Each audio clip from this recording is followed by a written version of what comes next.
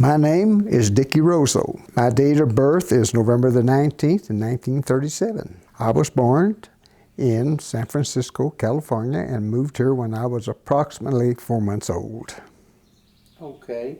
And this interview is for the Tontitown History Video Project, and you've already signed the release, but we wanted to be sure that we have your permission. Yes, you do. You have my permission. Thank you. To sign the video. Tell me, who were your parents? My parents were Richard and Olivia Roso. Okay, tell me first about your dad. My dad, Richard, he had a brother and 2 sisters, and of course my Uncle Joseph was my uncle, and he was a farmer and had been a farmer all his life. And tell me about your mom. My mom was one of 7 sisters, and I think she had 3 brothers, and she had 2 brothers. And what about your grandparents? First, let's start with your dad's parents. My dad's parents, they had both come from Italy. They were like 4 or 5 years old whenever they came here. When the town was actually established in 1998, and that's when they came. When they come up from Sunnyside. They were both born. Probably, I don't know if they were born. They were probably born in Sunnyside or Italy, one of the two. I don't know if they come directly from Sunnyside up here or how long they were in Sunnyside before they come up. But they were about 4 years old, so they probably were just babies when they left Italy or something like that. Okay. And what about your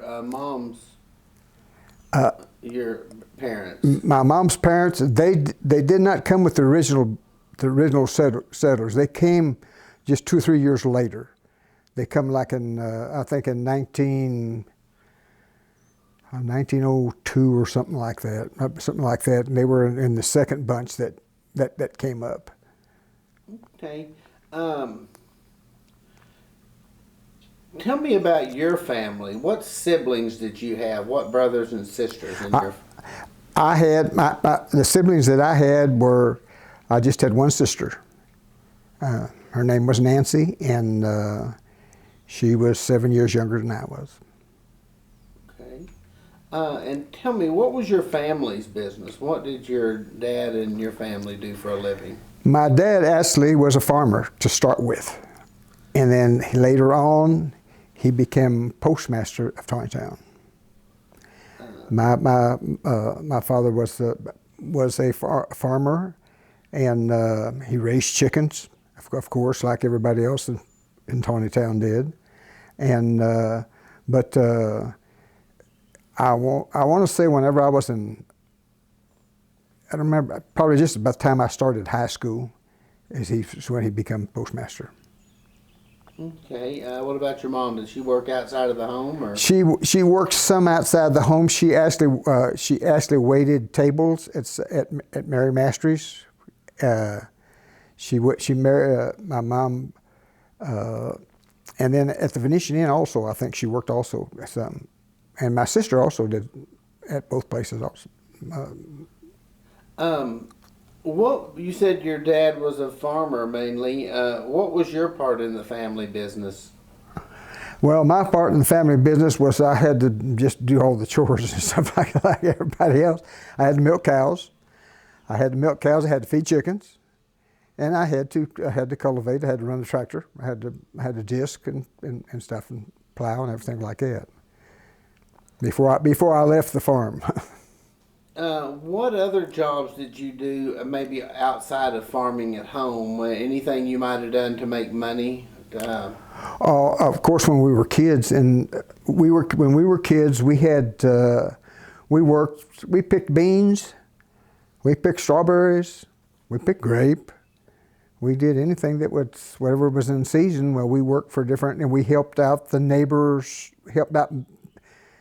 not necessarily, I mean, like I really didn't enjoy picking beans on that much, but my dad always made me because the neighbors was the one that had to have the beans picked, and he needed pickers. So my dad would make me go and say, "You got to go pick whether you want to or not." So I'd have to go pick beans.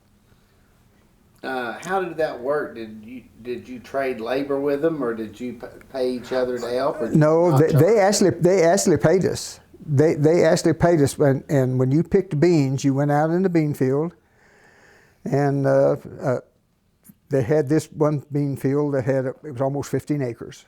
So the rows were long. You can imagine how long a 15-acre bean field would be. We pick them in a bushel basket, and when you got your basket full, then you had to carry them to where they weighed them. And then when they weighed the beans on this, really was no considered cotton scales, I think it was the old-fashioned cotton scales. And then they paid you right there for what was in that deal. They paid it. And they paid you, and you might not have but 30 cents worth of beans or $1 worth, whatever it was, they paid you. And then you went back to the field, you walked back down, picked another bushel, and brought it back up and did that.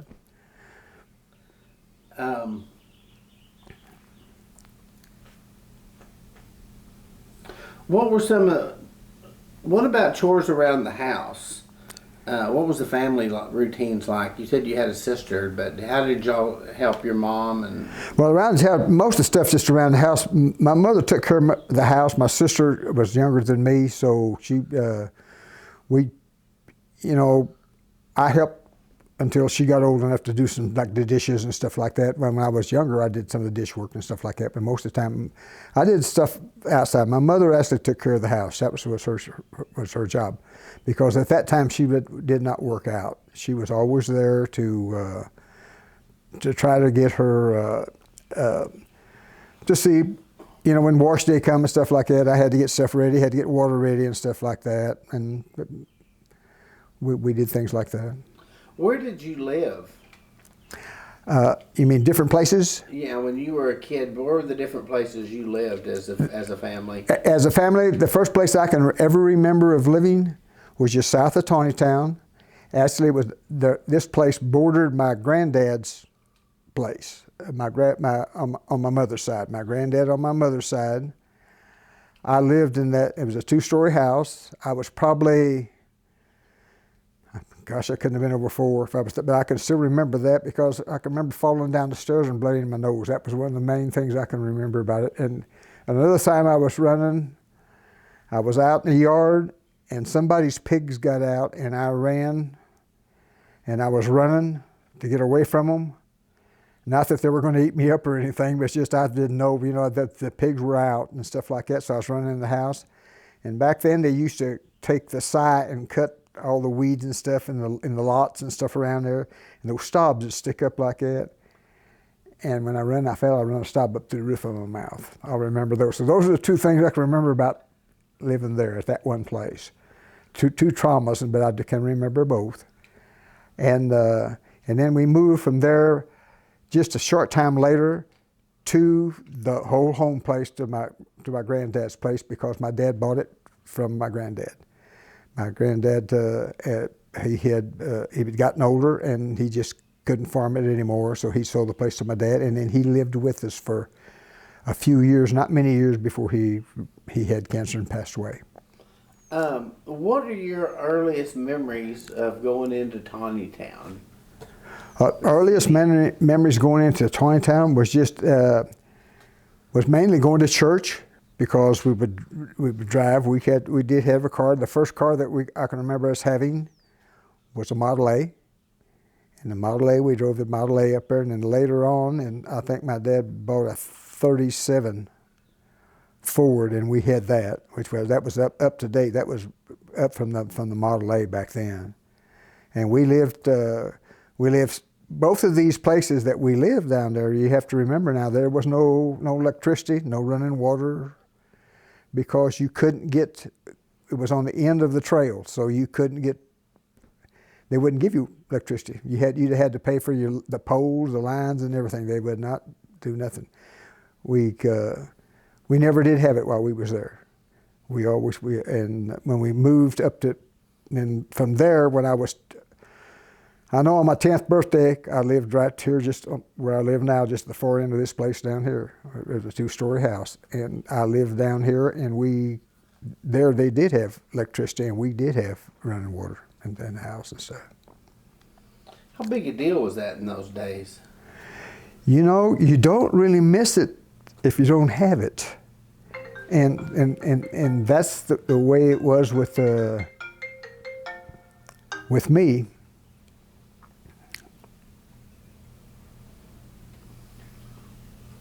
Sorry about that. That's your school calling. All right.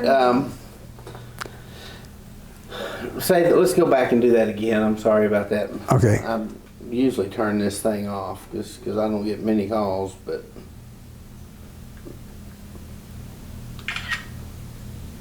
Turn this. No, I'll do it. Turn it all the way off. All right. How big a deal is it to have electricity? Well, it is a big deal to have electricity if you've had it before, but if you've never really had it, you really don't miss it until you've had it. Once you've had it, then you're stuck. You have to have it from then on. But at that time, it was just different. You had instead of going and turning the faucet on to get a drink of water, you just went into the water bucket and just dipped it out and it was like that. And instead of going through and turning the light on, you had the light, either kerosene, some type of kerosene lamp to see by, or back then you used the Aladdin lamp that they used white gas in it, and you pump that up and stuff like that. Those had quite a bit of light. Same as like your lanterns do now, with your wick lanterns that do now. And believe me, it was nice. Don't get me wrong, it was nice to have all this, but you didn't really, and of course, at that age, because, you know, I got it by the time I was about 10, so a little bit before I was 10, so it wasn't that big a deal.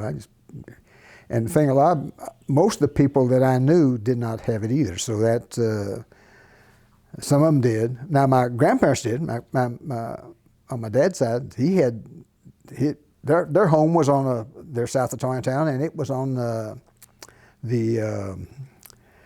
where the electric lines ran right in front of their house, so it was easy for them to get electricity. And these people, they'd give you electricity, but those spurs off to the side and stuff like that, they had to make sure they had enough population out there to make it feasible to run the lines. Is what they did.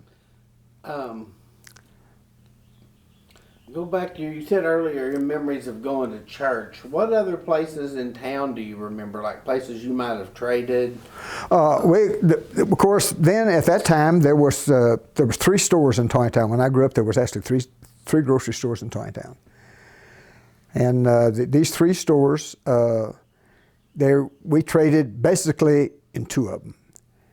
We traded in the other one because the one store, I'm sure people will tell you about a Mr. Malauer. He ran that one store. He was the greatest man. And if he's not in heaven, nobody is, because this man is just one of the nicest people you ever want to know, and never said no harm to nobody and everything like that. He was really something. But after school, we'd always stop by and go in his grocery store to get a drink of water, because we knew when we gave us a drink of water, he was going to give us a piece of candy. And he gave every time, and we would go through there, and there may be 15 kids walking through that store, because that's how many walked down that road that lived down those roads down there. And we'd go in, and each one, as we walked out, he would be standing there like this, handing out a stick of gum, a piece of candy, and stuff like this. So really didn't need a drink. We knew that when we did that. But this man was, and he was also the organist in the church. And he'd shut his when we had choir practice and stuff, he shut his store down, locked her up for choir practice at 1 o'clock. From 1 to 2 was choir practice. He shut the store down. Tell me more about the other stores. Who ran them, and what were they like? The other, Richard Ardemangi, was the Ardemangi store, and he ran, at one time it was on the south side of Tontitown, just right across on the main drag. But then when I was about 7 or 8, it seemed like the sign's still on the store up there. I think it might be 51 is when they moved it across and built a new store. And then he had it over, and Richard, he ran that store. Him and his wife ran the store. When he had the old store over, I don't think Richard was married at that time, but he got married later on. And he had that. And then the store down below him was the Mersani's store. It was Claude and Emma. That was a couple who ran that store until they were, I guess, from the time they got married. And back then, you used to get married when they were about 25 or something like that. So most people didn't get married before then. And about that time, they got married and had the store. And they stayed there till the day they retired. And they didn't have any children. They had never had any children. So that was there, and they stayed open 6.5 days a week. I mean, never take vacation, never nothing. What about restaurants? Did you ever go? Were there right places to eat when you were a kid, or did those come later, or what? Well, there was always Mary Masters. Mary Masters who is my great aunt. She was she's always had just south of Tontitown. The Mary Masters place was always, and she had in her own home, and she had chicken and spaghetti. She's always had it was always there, and she did the cooking. And her and another lady, her next door neighbor, quite frankly, and did the cooking. And my uncle, he was the bus boy. He was the one that cleaned off the tables and stuff like that. They had 2 adopted children. I remember that. And then they moved from down there later on, and then moved up to where Mary Masters was up until they tore it down just a couple of years ago over here in Tontitown. And moved up there. That was also probably in the early 50s or something like that when they moved. But back in my earlier days, I can remember it being down there because I used to go down there at my granddad's and my uncle's and work in his garden with him because the garden was right there by his house because they raised a lot of the vegetables and stuff that they used in the garden, in the restaurant and stuff like that, the salads and stuff. Tell me about Mary Masters. What was that like? What was on the menu and what was the culture of the restaurant? Actually, it was an Italian restaurant, and the culture was chicken and spaghetti, and that's what you got. I don't know if there was anything else at that time on the list. I can't think of anything else. Of course, it was always homemade bread or most of them was some type of roll, homemade rolls. And believe me, it was very popular. People come from all over off the unbeaten path. And there it was it didn't seat, but probably, my gosh, it couldn't have seated over because the house wasn't that big. You had 2 rooms that they had tables in, and it might have seated maybe 15 people at the most or something like that if it seated. I may be even wrong on that, but it was... But she stayed open, and it was probably open just in the evenings. I can't remember if it was open. It was probably open at 4 o'clock and stayed open till 9 or something like that. Probably what it was for the evening. Because that's the way most of your restaurants are done. Now there was other restaurants in town also that went in up here. We call them cafes, and they had your typical plate lunch that you had like that, and they had where the people who run the places baked their own pies and stuff like that, and they had chicken fried steak back then. And you had and you also could have fried chicken. They'd have fried chicken on the menu, and some of them had steaks and stuff like that. And later on, Mary Master had steaks too when she moved up here, but when she was down there, I don't remember her ever having steaks down there. I mean, it was just chicken spaghetti. That was it. When you went to Mary's, that's all you got.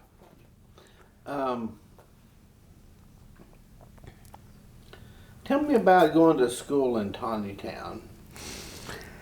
Taneytown was a 4-room schoolhouse with, when I was going to school up there, we only used 3 rooms.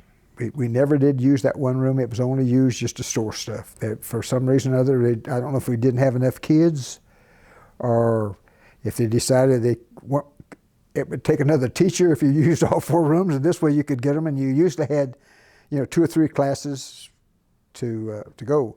When I first went to school there, the grade went through 1 through 9. You went through the 9th grade there.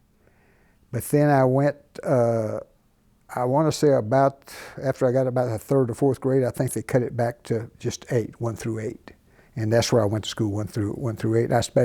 I stayed 2 years in the 2nd grade. I had tularemia. And I missed 2 months of school and so that's why I was held back. Who were some of your classmates that you remember and friends that you went to school? Well, some of my classmates were J.C. Montagani, Philip Piazza, Henry Piazza,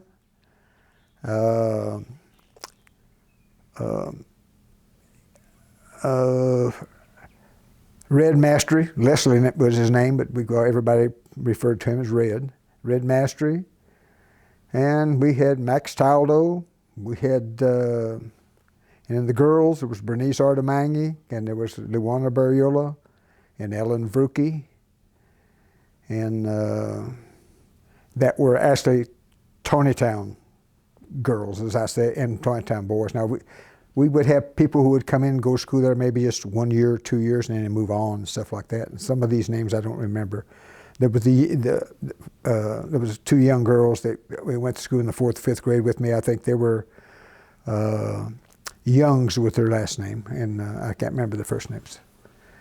What were the teachers like? Well, we had nuns, of course. We had nuns, and we had one of the nuns was she was a sadist. That's my bad. Oh yes, you better believe it. I don't believe she should have been teaching. In my estimation, she should not have been teaching 1st, 2nd, and 3rd grade, because that's the range we was in.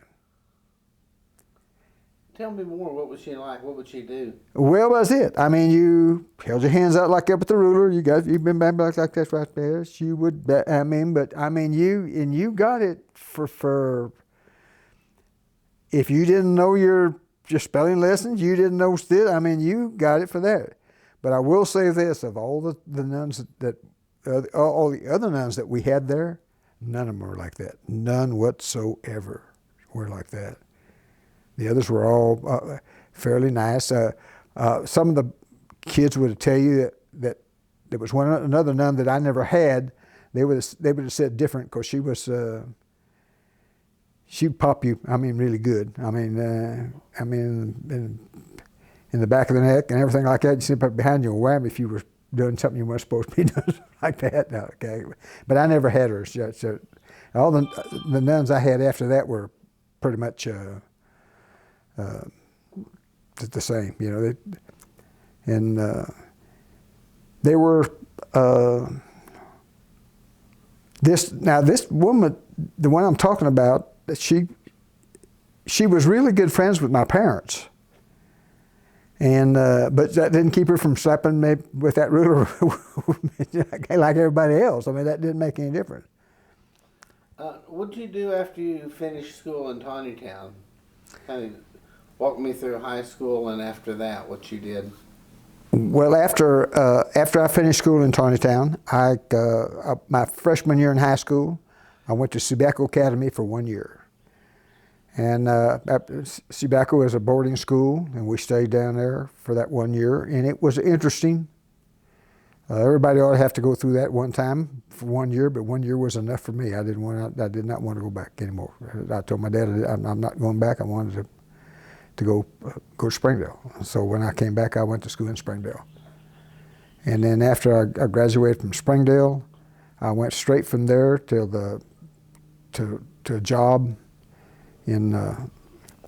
actually I went to a job in McAllister, Oklahoma. And there were industrial tile out of Tulsa, Oklahoma, had hired me to work in a hospital, and that's where I went. We worked there. We would work Monday through Friday and then come home on the weekends is what we would do. How did you learn how to set tile, and how did you do it? Well, you learned how to set tile by you had to work with somebody that knew how to do it, and so you saw how he did it, and they would teach you just like anything else. They would train you, and you were a helper. And once you were a helper, of course, you didn't make near as much money as a tile setter did when you was a helper. But then later on, you could either become an apprentice or you could become a full-fledged tile setter if you wanted to. I was one of the few that got real lucky. I only worked as a helper about 2 years. And I had an opportunity at that time. I was working and I went from McAllister to Tulsa, and I was working in Tulsa. And we would go over there on Monday mornings and then come back. We stayed we had an apartment house over there. And we would go over there and stay there during the week, and we'd come home on the weekends. We'd drive on, and we'd drive back Monday morning and stay there during the week and then come back. I think there must have been about 5 or 6 of us that were staying there, so maybe even more. I can't remember, different times, because some guys would quit and come back and go back and forth. And we finally give that up and we started staying in a hotel. And that was, and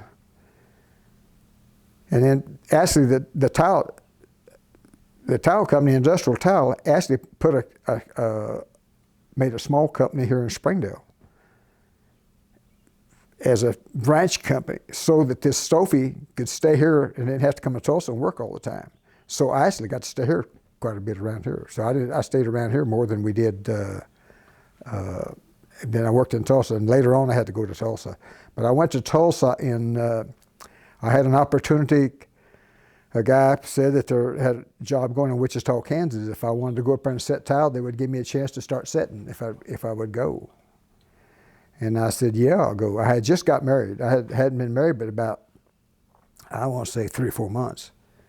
And I think I was 20 years old. And so I just said, well, I'm going to go. I went up and talked to the man. We drove up there one Sunday and talked to him, the owner of the company. And he said, yeah. He said, come on up. I got enough work for you for 2 years. And so I said, and he said, after that, he said, I don't know. But he said, but right now I got enough for 2 years. I said, that's fine. So I said, I'll be here. And I did. I come, and I had rented a home here in Tulsa and in Springdale, and I'd only lived there for about 3 months. And then I had to turn it back over to it was owned by somebody in Taneytown, quite frankly. And I told him I had to go, and he understood. And I said, I'm going over there. So my wife and I moved up there and lived in an apartment house. And we only stayed there about a year. And the reason we stayed on the year is because the big job never got ready. The smaller jobs, they had a couple of hospitals and a job in Wellington, Kansas that was a pretty good sized job. But the big air base was supposed to be there, and that was the big one. It was running behind by about a year. And I had an opportunity at that time. When I left Tulsa, when I went to and talked to my boss in Tulsa and told him what I was doing, I said, I'm going to leave and go to Wichita. He said, fine. He says, go learn on them and then come back 6 months or any time you want to, and I'll give you a job. So whenever that job up there was slowing down, I actually had an opportunity to come here and work in Fayetteville. They had a Baldwin piano was going on. Told me they had about 3 or 4 weeks working if I wanted to come down here and work here. So I came down and worked here, and then they told me they could use me in Tulsa if I wanted to go. So I went up there in Tulsa, and I stayed there for a long time. I worked for them. You were telling me earlier about some local guy that trained a lot of people on how to set tile. Who was he, and how did he do it? His name was Ernest Stoffe. Ernest was 20 years old when he come from Italy. He spoke English, but he talked with broken English, of course. And he came here, and he worked in terrazzo and also in tile, and he could do both. And he would get helpers, and he would train these people, is what he'd do. You know, he'd work with them a while, and then those guys would work with a guy, and you just branched out, and that's the way it was. But Stoffe was the one that was instrumental in getting basically all of them. And then he had his buddies. He had like the Cadelli brothers that had in Fort Smith. Why, he knew them real well. They were also Italian, so they had come there, and they'd worked on big jobs when they come here from Italy, because they'd come from Italy too. So they'd come on these government jobs. Most of them were terrazzo and hospitals and stuff like that. There wasn't that many people here in the United States that did this kind of work. This kind of work was the kind of work that had people over in Europe were doing, not necessarily the people here in the United States. And the government was wanting ceramic tile in their operating rooms and stuff like that. And so that's where a lot of this stuff was coming from. And just like I said, they had to be able to float it. There was no such a thing as thin set and mastic back then. Explain what you mean by that. You had to be, basically, to be a tile setter to start with, you had to be a plaster. You had to be able to float That's float walls. You had to be able to do that. To be a terrazzo man, you also had to float floors, because that's how your base floor, you pulley had to be, if you could ask, you couldn't be if you were a tile setter, you couldn't be a terrazzo man, but if you were a terrazzo man, you could probably learn to be a tile setter pretty quick, because you learned how to float. And there were, most of your people back then were Europeans that come here from. A lot of the people we've talked to have talked about moving away from Taneytown to work, either in construction or, maybe the mines. Or why was that? Was that common in those days? And if so, why? It was the way to earn cash money, because when you worked on the farm, you didn't necessarily always make a lot of money. You just you raised what you ate, and so you always had something to eat. But what families would do, especially large families, they would move into Taneytown, and then they'd go to the coal mines, because that was when people would do it. And they would go over to Krebs, Oklahoma, was one of the places. A lot of it. I've got ancestors that cousins, distant cousins now, of course, but that still live in Krebs, Oklahoma. And in fact, one of my granddad's brother on my dad's side, he went there. He went to the coal mines and he stayed there. So he stayed as a coal miner, where my granddad didn't. He come back and was a farmer, but his brother went over there. After he got a little older, he was able to go to the coal mines, and that was one of the few jobs around that there was for people like that. That was a pretty steady work. So some of the family would stay here, and the rest. Oh yes, most of the time the wife and family and kids would stay here, and they would go over and work Friday, Saturday. Monday, Tuesday, Wednesday, Thursday, Friday, and probably Saturday. And they might come back Saturday night, and go back Monday and work in coal mines. And if they had older kids and stuff like that, especially to milk the cows, they had people to milk the cows and stuff like that, because back then the chickens chickens didn't really come into existence around here until the war, when the war was, during the war in the 40s. And that's when chickens started. That was when chickens boomed. That's the industry around Northwest Arkansas just boomed.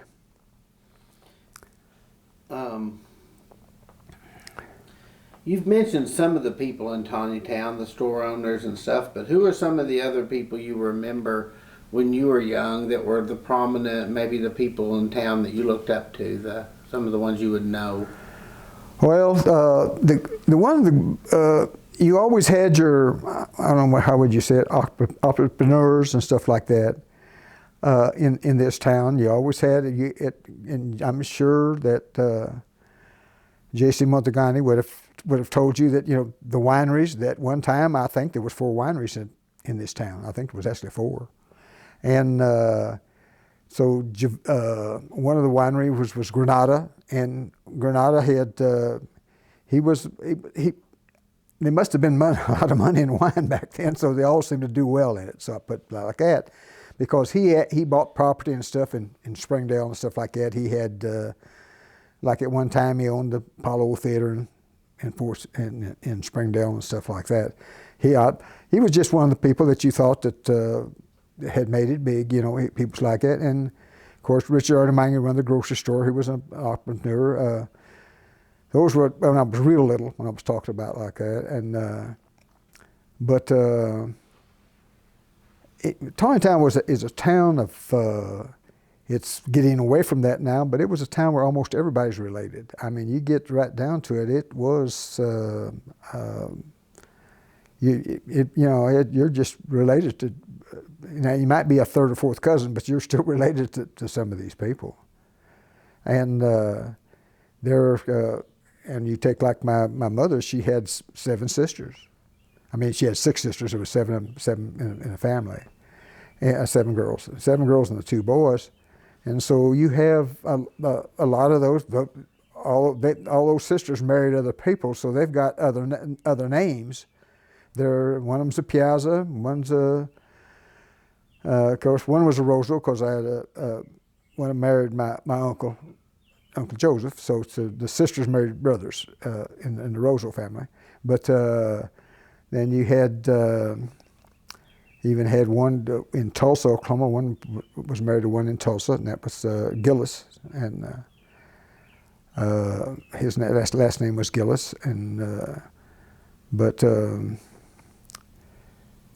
and gosh, I don't know. And Stanberry was one of them. But Ernest Stanberry lived in Fayetteville, and she was married to one of the older sisters.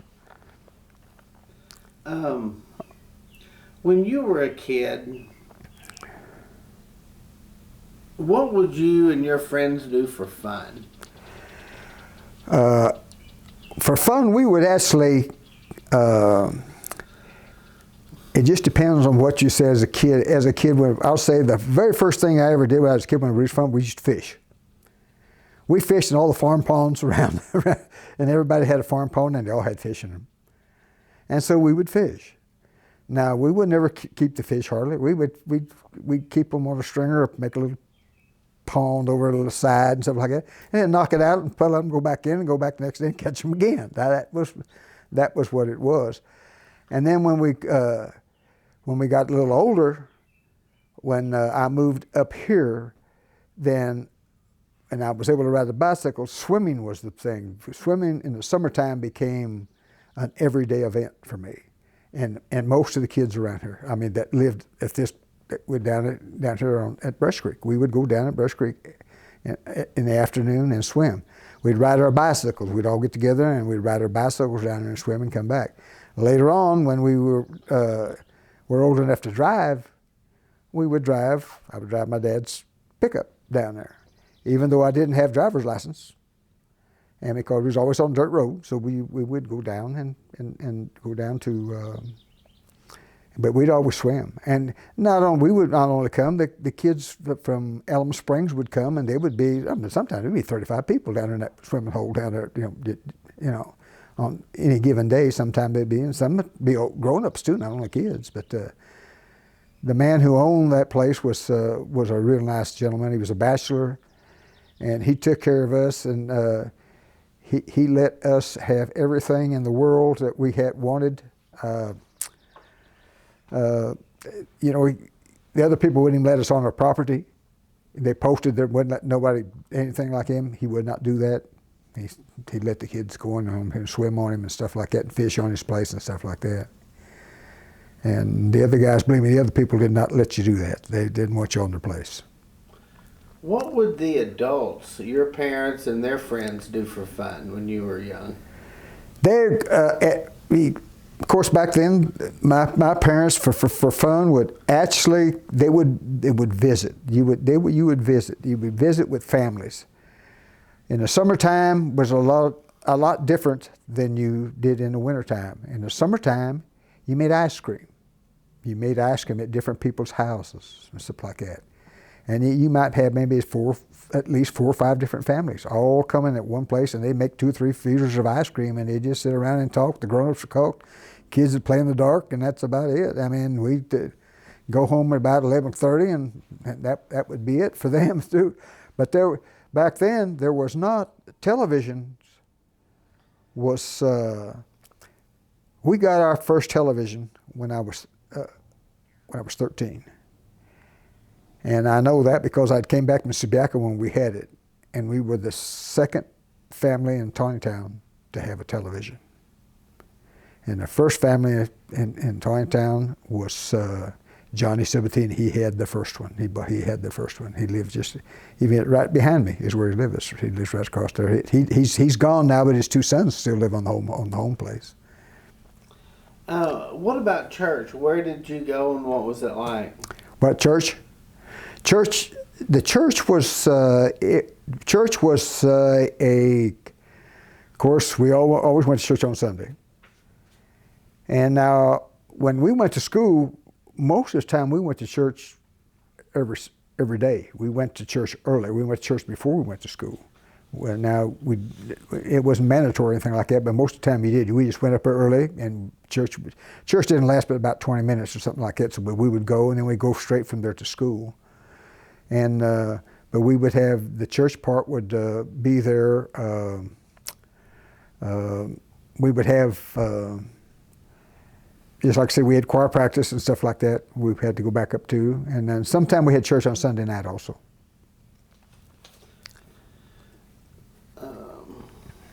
What do you remember about the annual Tontitown Grape Festival? What I remember about the Tontitown Grape Festival was, I can remember the first time I went, which was probably, I'm guessing it was probably, I maybe was 5 or 6 years old. And the only thing I can remember being a carnival. It was just a carnival. And it was ran by a lady of who lived over on White River. Around here, and everybody in Northwest Arkansas knew her as White River Red. Very prominent lady that everybody in the world knew. And there's even been a book written about her that's in the Springdale Library because I've read the book. And but she had this carnival, and back then it didn't consist of a whole lot of stuff. You had just a very few rides. You always had a Ferris wheel and a merry-go-round. She had those two things, and then little cars that went around in circles for little kids, like I was a little kid, stuff like that. They had that. And then she also had her dice game. They had their gambling games too for the men and stuff like that. They had gambling type stuff too. But I didn't see, there wasn't too much of that, there wasn't very much. And they served, made hamburgers, and they sold hamburgers and pop and ice cream and stuff like that. It was how big a deal was it? Did a lot of people go? Your town people went. Yeah, well, you got to remember back then there wasn't a whole lot to do. I mean, it was a big event no matter anything like that. People would come from Springdale because there just wasn't nothing. I mean, there wasn't all that much to do back in those days. I mean, that was it. So it was a big event. Now, when they moved it from, and it was right up here where the old store is now. When they built the store where that was where the old schoolhouse was at. They tore the old schoolhouse down and built that store. I think that was in -- and then they moved it down where the other school was down there already. The new school was there, but they never tore the old one down, so they always had it up. There was, I guess, more room for some reason, or what it was, or for something. But anyhow, we had. Then they moved the carnival, and of course we had a lot more room, and they added more land down there, and so the carnival got real big. And today, the Grape Festival used to be, in my day and time, was always about 2 or 3 days. When it first started out, I think it was just a one-day affair, but then it progressed and progressed until it got to 3 days, and then later on it got to be 5 days because they wanted armband and all that kind of stuff, which is the. But did you ever work the festival or have jobs that you did there? Oh yeah, I still work the festivals. I still sell tickets to the truck and Queens and stuff like that. I still have the tickets there. But when I was younger, I actually worked setting up. I actually worked for the guy who ran the carnival then. His name was Joe Starr when I was in high school. And he would hire us to set it up. He would pay us so much an hour, which wasn't very much. I don't remember now what it was, but it wasn't very much. So much an hour to help him. And we were gophers. We would go get stuff, have to haul it back down there, stuff like that. Because when he started to set up his carnival, they wouldn't all come at the same time. They'd be traveling, and maybe just be 2 or 3 of the things, and he needed to get stuff set up. He wanted to make sure he didn't get caught short-handed out there with no place for people to spend their money, believe me. Do you remember the baseball games? If you do, tell me about them. Baseball games is the one thing in this town. This is one of the things that the grown-ups did do on Sunday to go watch the baseball game. The town itself, it was the one thing that they always had. I actually played on the baseball teams here, and till I was about till I got maybe 1 or 2 years out of high school, and then I moved off when I went to Tulsa. I didn't play here anymore. But up to that time, I did play, and everybody played. And the baseball teams were here. People actually, they played, and some of them played with their sons. Their sons were old enough to play with them, and they asked his sons. And I know Virgil Vruki, for instance, he played with his 2 sons, and both of his sons were real good baseball players, and Virgil was still good. Virgil was in his 40s, and he was still playing. Fred Chola was the same way. He had 2 sons. He was still playing, and they were playing. And some of them didn't. Some of them, had quit.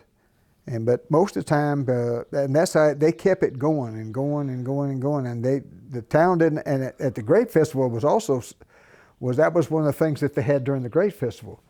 They would take in the afternoon of those days. They had a baseball game. They would play. Whoever there was, it might have been Elm Springs. I don't know who they were doing back then, but back whenever I can remember going, they were playing Prairie Grove, Farmington, and teams like that. They'd get somebody, because people have to take off of work. Remember, most of the people were in these small towns around here were all farmers anyhow, so they'd take off for that to play that. They knew they were going to be playing, so they'd come up and play. And they stopped the baseball probably whenever I was probably about the same time I stopped playing. Because it got to the point they just was having, but at that time more people were getting jobs out of town. They were going, they had jobs, and so it was costing them money to take time off to play. They weren't just farmers. They had a hard time getting people to play them. Another thing that was big at the Great Festival that you don't hear too much about, they don't have anymore, was the dances. The dances were always in the basement of the school. And I mean, you had everything from country music to the blues. There was a black band that come out of Fayetteville. Gosh darn it, I used to know his name. Buddy Hayes, and he had a blues band, and he had 4 or 5 black guys, and they played the really good the blues music, and people would go pay and you dance, and they had them every night. And believe me, it was hot down in that basement. There was no air conditioning either, girl. I'll tell you what. And it was hot because that basement was low like that. You just had the little windows, They'd open them windows up, but they finally they cut it out because, and probably about the time I left here too, it had did away with that. Really, when rock and roll come in, that's probably. I remember them have a few rock and roll down there too, so I guess they were still having it then too. Probably '50s, mid '50s is probably when it stopped. One story you were talking to earlier about your grandfather or someone had brought a bunch of stuff in this big case you have this wooden case you have at your house. This is his belongings from Italy. These were the case this case that I have here sitting in my living room is this is what my granddad's dad. That was their belongings. That was their clothes and stuff that they come from Italy. That was the one thing. It was passed on generation, so he had it.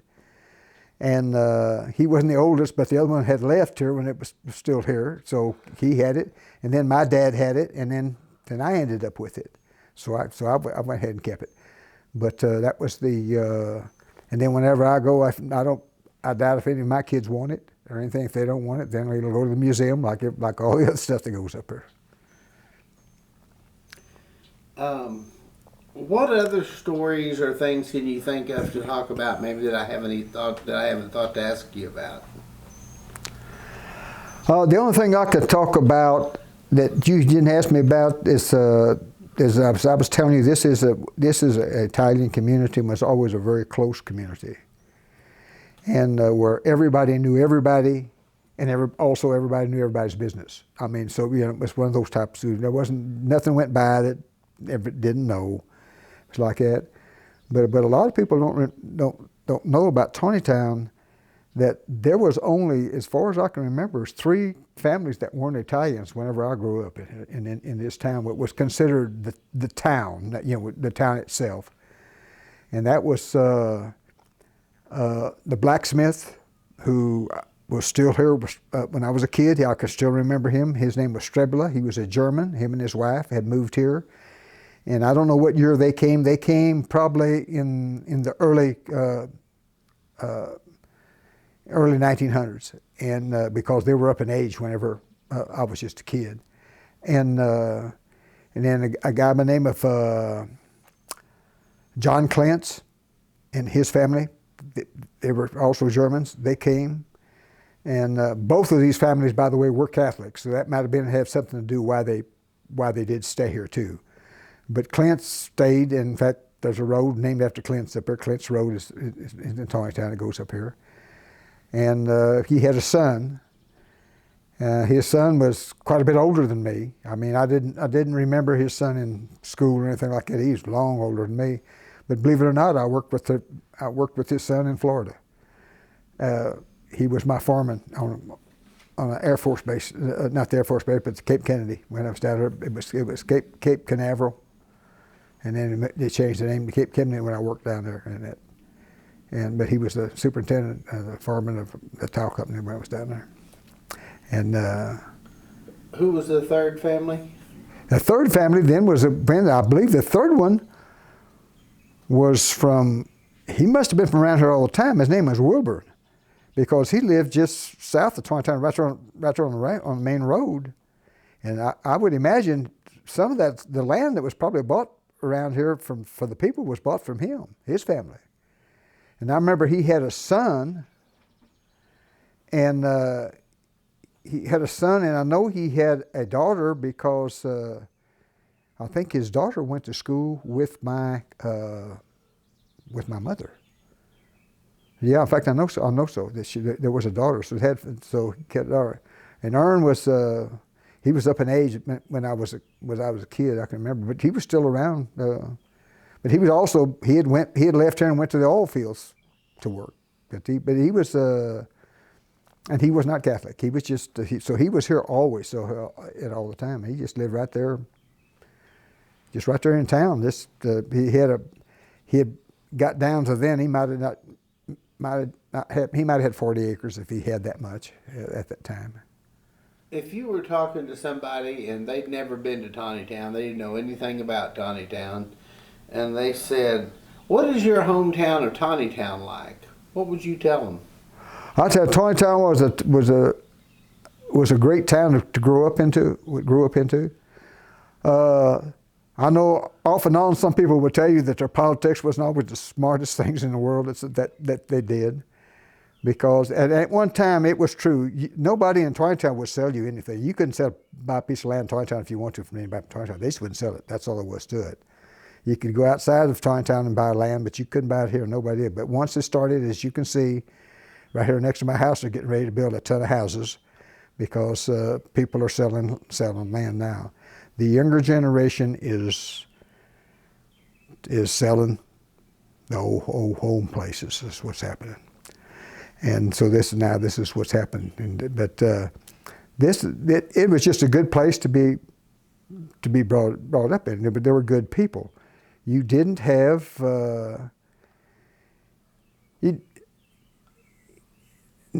I would say this is the kind of town that you grew up into that everybody was about on an even keel. You had some people that had a little bit more money than others, but as a general rule, no. Everybody was about the same. I mean, everybody was, I won't say everybody was poor, but I won't say everybody was wealthy either. I'd say everybody was just even keel. In other words, everybody had about the same.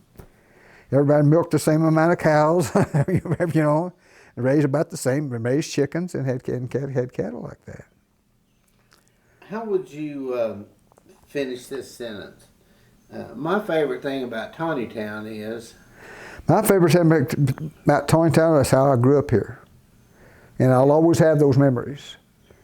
And even though, just like I said, I stayed here till I was 20, and then I moved away.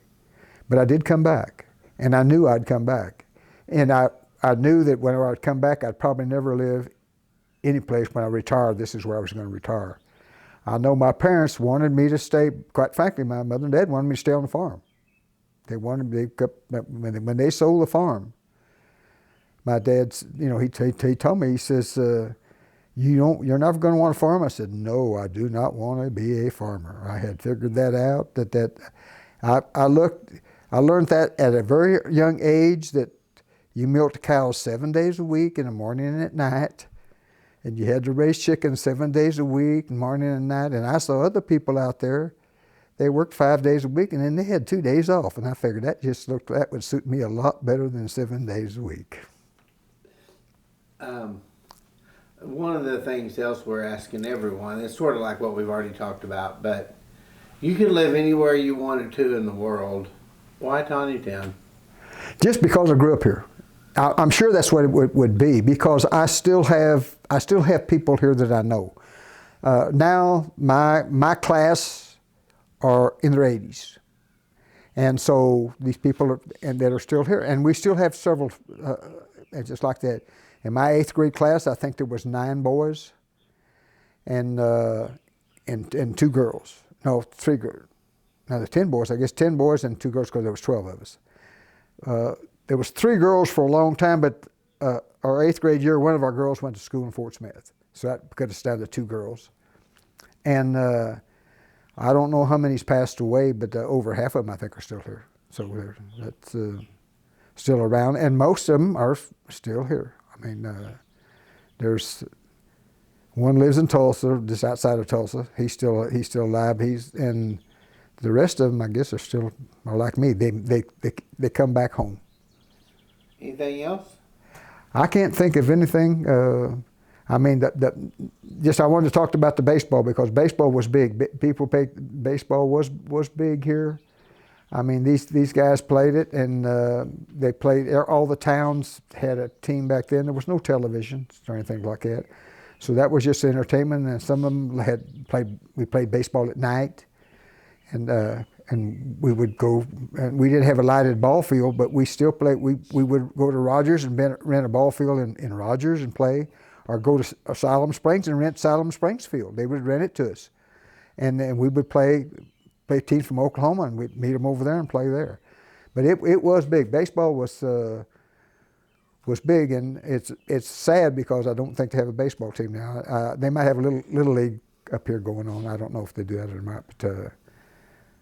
But other than that, and it's a shame when you look out there and you don't see any grape. Oh, tell me one more thing. How did you get involved in making violins?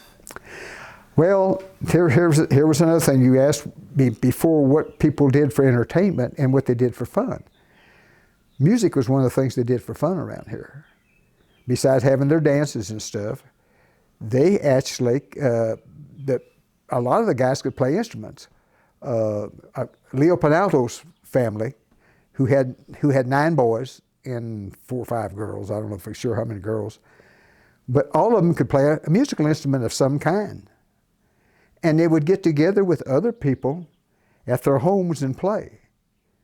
And so I had, at a young age, actually this Stoffies, this tile setter, his wife is the one, she wanted her 2 kids to learn to play.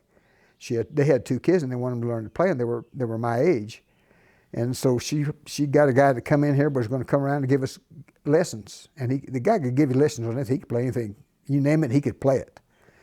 And so he come in and give us 4 or 5 lessons one winter, and that was then it ceased. But it was enough to get some of us going. And so I stuck with it. And I was one of the few that still, of those ones that were taking lessons, that stayed with it. And I got to work. I had played music, and I'd been playing and stuff like that. And I quit playing. Started playing when I was 12. I got a guitar when I was 12. Quit playing when I was about 16, 17. Start chasing girls and going out for dates and stuff like that, and give up playing music. And then I got married when I was 20. And I was in Tulsa, and I just didn't play much anymore. But when I retired, I come back down here, and I said, somebody told me, they said, they're playing music up in the park in Rogers. So I went up to Rogers, and while I was sitting up there, this band walked up there. And up there, they had different groups to just play off up in that Frisco Park. And I looked over and I said, I know some of these guys. These guys are guys that I went to school with. They're playing in a band. So when they got through, I went playing. I went up there to them. My wife and I sat there and listened to them. And I went up there to him and I said, hey, do you remember me? And this old boy looked at me and he said, no. He said, I probably should. And I said, well, I went to school with you. You was in my class. And I told him who I was. And he said, my gosh, I said, I haven't seen you since the day we graduated. And he asked me, of course, if my wife was here. And I said, yeah. And so he said, you've never met my wife. I want you to meet my wife. And he knew who my wife was because he'd went to school with her too. And so he come over and introduced us like that. And then he was talking about music. And that got me back into playing music. And quite frankly, when I was in Tulsa, when I sold my home in Tulsa, I had 2 guitars over there that had been in my attic. And I hadn't played them in so long it wasn't even funny. And I told the lady that bought my house, I said, you have a garage sale, something like that. I said, you can take those guitars and sell them if you want to. And I said, you might get a few bucks out of them if you want to, because I'm going to release some stuff there. And so she kept them. She was going to do them. And I come here, so I had to go buy me a guitar now. I had to go buy me a guitar, start playing again. And I start playing again, and then I decided that I was going to, I was always interested in the fiddle and stuff like that. And so I went to the library one day and picked up out a book of how to make fiddles. And then I come home and I decided, well, I'm going to start making the fiddles. So I made my first fiddle. Different people played it. Said, well, that sounds pretty good. That's neat. And other people. And actually, there was this one guy that he played my first fiddle, and then he played my first, my second, my third fiddle and stuff like that. And he said, he said, he was up in age. He was a good fiddler, real good fiddler. And I don't consider myself a fiddler. I'm a fiddle maker, but not a fiddler. I don't play in public. And he said, I used to make fiddles when I was real young. When I was a teenager, he said, I made some fiddles. He said, I made 5 or 6. And so I got him started making back fiddles. And to this day, I think this man has made about 275 fiddles. I got him back making fiddles. He is making fiddles. His name is Arnold Lang. He lives in Bentonville. And he's 87 years old. And he still plays. I still play with him. And of course, I play guitar whenever I play with these guys. I play the guitar also. So that's where I play with them when I play out. But I played in bands and stuff like that, but I played guitar, not fiddle, when I played in the bands. I'm not a fiddle, but I do make fiddles. And I've got people and I've sold some fiddles. Give a bunch of them away, because I do it for a hobby, basically. And and then I've still got a bunch. The fiddles, it takes me about a month to make one, because I do everything the hard way. And it makes me a month to make one. And to be honest with you, I can make as much money going back to work at my job in a day that I can make off a fiddle. That takes me a month to make. So it's something about fiddling. And Arnold Lang will tell you the same thing. Once you start a fiddle, you want to finish that, you work on it constantly. It's just something about it. It's just different. And I know what he's talking about, because that's it. If I can start something and I say, no, I don't want to start one, because certain parts of making a fiddle is really hard and litigious, and I don't think I want to do that. But if I ever start, I know I'm going to just take off and do it to finish it up. What about guitars? You ever make guitars? No, I never made guitars. I never made mandolins. I played mandolin some a little bit. I played mandolin. It was just the fiddle part was the part that I've always liked. It's just I don't know what it was about it. I've always liked fiddle music. And when I was over in Tulsa, I used to belong to Moose Lodge, and I used to go to dances and stuff over there, just to listen to the music. But if they didn't have a fiddle in the band, I didn't go. It had to have a fiddle in the band, because I've always liked the fin. And I wished I could play, but I can't make this finger work on. That's why I can't pick this finger here. And I'm a two-finger fiddler, and there's not much of a demand for a two-finger fiddle.